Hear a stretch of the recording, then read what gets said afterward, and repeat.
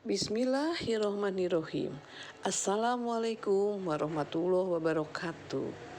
Pada materi persebaran flora dan fauna di dunia dan Indonesia, siswa mengalami satu proses kebosanan dalam memahami materi tersebut. Sehingga saya membedakan materi sebaran fauna dan flora dalam bentuk yang berbeda. Pada saat saya mengajarkan tentang keragaman flora, saya mengajak mereka membuat peta persebaran secara manual. Dan pada materi sebaran fauna di Indonesia, saya mengajak mereka membuat dalam bentuk video pembelajaran.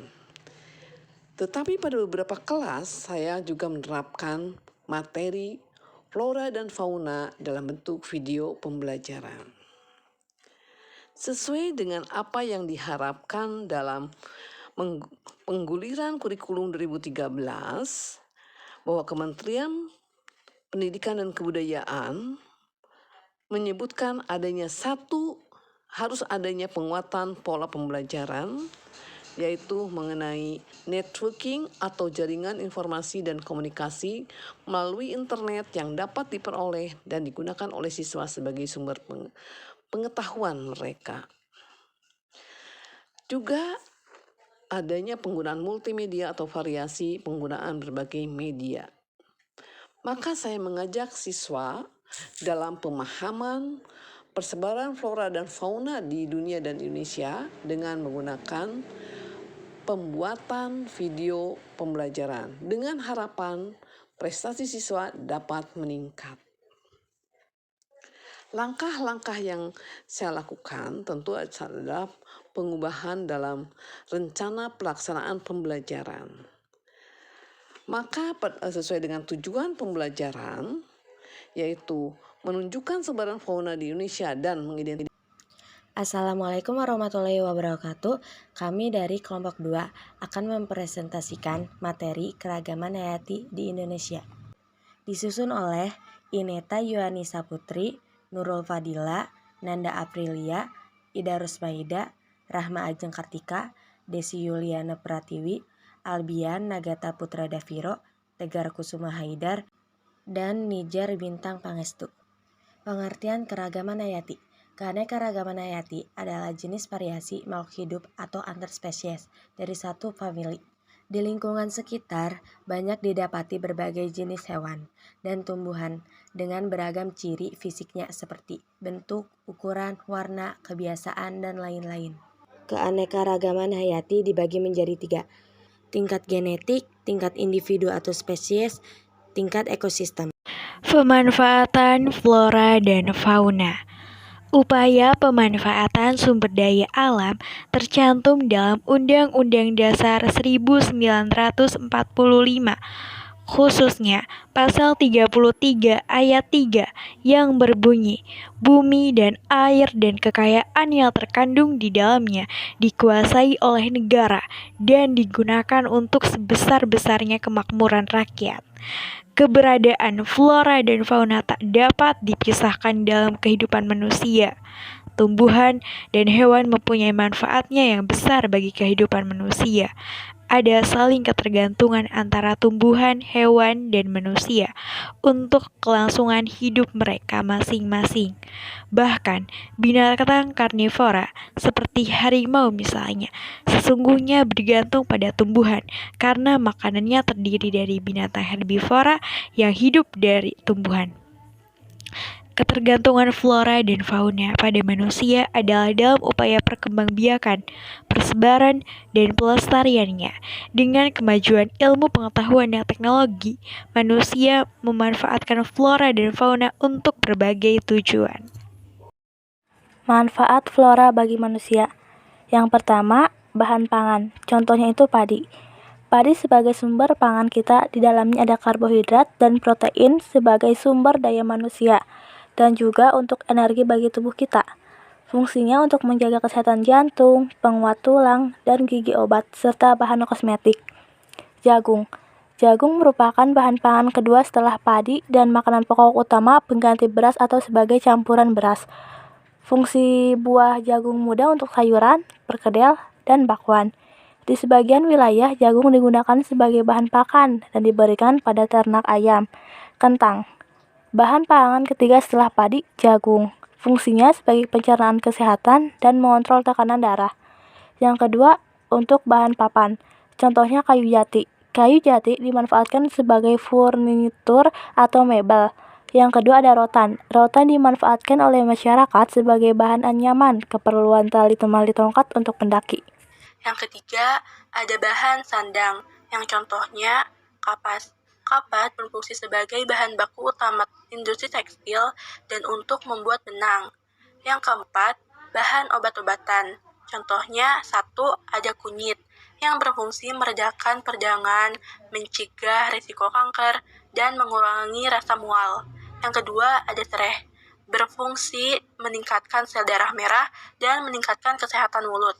Yang terakhir, yang ketiga, yaitu jahe, yang fungsinya mencegah kanker alveolum, meredakan batuk, dan mencegah diare.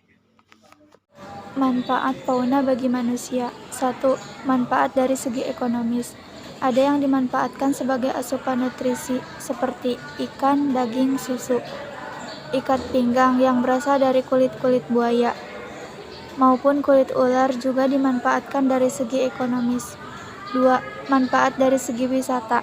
Sebagai objek wisata, contohnya Taman Marga Satwa Ragunan di Jakarta.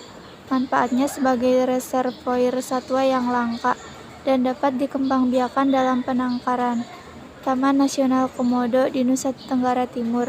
Manfaatnya untuk melindungi komodo yang terancam punah dan habitatnya serta keanekaragaman hayati di wilayah tersebut. 3. Manfaat dari segi ilmu pengetahuan. Misalnya, tikus bisa digunakan sebagai objek penelitian karena memiliki gen yang hampir mirip dengan manusia. Madu sebagai obat-obatan dan menjaga daya tahan tubuh. 4. Manfaat sosial dan budaya. Contohnya, kuda dimanfaatkan di beberapa daerah sebagai lomba pacuan kuda. Kerbau dimanfaatkan untuk membajak sawah, meringankan pekerjaan manusia. Konservasi flora dan fauna di Indonesia.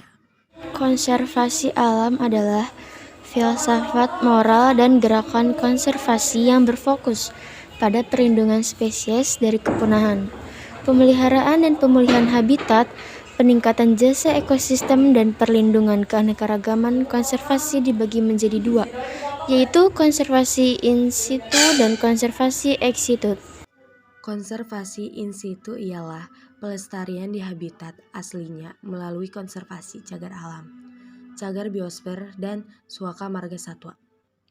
Dan konservasi ex situ ialah pelestarian di luar habitatnya melalui konservasi kebun koleksi, kebun raya, taman safari, plasma, nutfah, dan kebun binatang. Kawasan suaka alam atau disingkat KSA sebagai kawasan pengawetan keanekaragaman tumbuhan dan satwa serta ekosistemnya yang juga berfungsi sebagai wilayah penyangga alam. Cagar alam. Cagar alam adalah suatu kawasan suaka alam yang karena keadaan alamnya mempunyai kekhasan tumbuhan, satwa dan ekosistemnya atau ekosistem tertentu yang perlu dilindungi dan perkembangannya berlangsung secara alam. Cagar alam yang terkenal di Indonesia. Yang pertama, cagar alam di Pulau Dua di Jawa Barat. Yang kedua, cagar alam di Cibodas di kaki Gunung Jawa Barat. Yang ketiga, cagar alam Ujung Kulon di Jawa Barat. Suaka marga satwa.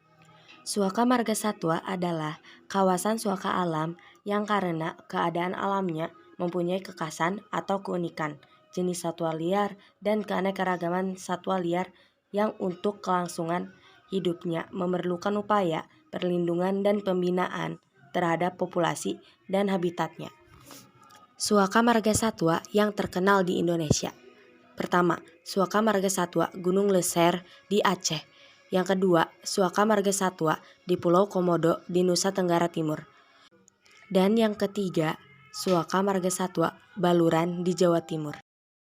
Faktor kerusakan flora dan fauna di Indonesia. Kerusakan lingkungan hidup dapat diartikan sebagai proses deteriorasi atau penurunan mutu kemunduran lingkungan Deteriorasi ini ditandai dengan hilangnya sumber daya tanah, air, udara, punahnya flora dan fauna liar, dan kerusakan ekosistem. Yang pertama, faktor pencemaran lingkungan adalah faktor yang sangat kuat dalam kerusakan flora dan fauna. Yang pertama adalah faktor pencemaran air, contohnya pembangunan limbah ke sungai dan oknum yang tidak bertanggung jawab. Untuk faktor yang kedua, ada faktor pencemaran tanah, contohnya adalah pembuangan limbah organik yang sangat sulit untuk diurai, meskipun dapat diuraikan waktu yang dibutuhkan sangat lama. Untuk faktor yang ketiga ada pencemaran udara, contohnya adalah kebakaran hutan yang disebabkan oleh manusia dengan cara membuang puntung rokok dengan sembarangan. 2. Faktor eksploitasi hutan adalah pengambilan hasil hutan secara besar-besaran. Contohnya pengambilan buah kelapa secara berlebihan untuk keuntungan sendiri. Nomor 3. Penggunaan pestisida merupakan bahan kimia yang digunakan untuk membunuh hama baik insekta, jamur maupun gulma secara berlebihan. 4. Pemburuan liar adalah pengambilan hewan dan tanaman liar secara ilegal dan bertentangan dengan peraturan konservasi serta manajemen kehidupan liar. Pembunuhan contohnya adalah pembunuhan badak bercula untuk diambil culanya untuk kepentingan pribadi karena harganya mahal. Sekian presentasi dari kami. Bila ada kekurangan mohon dimaafkan.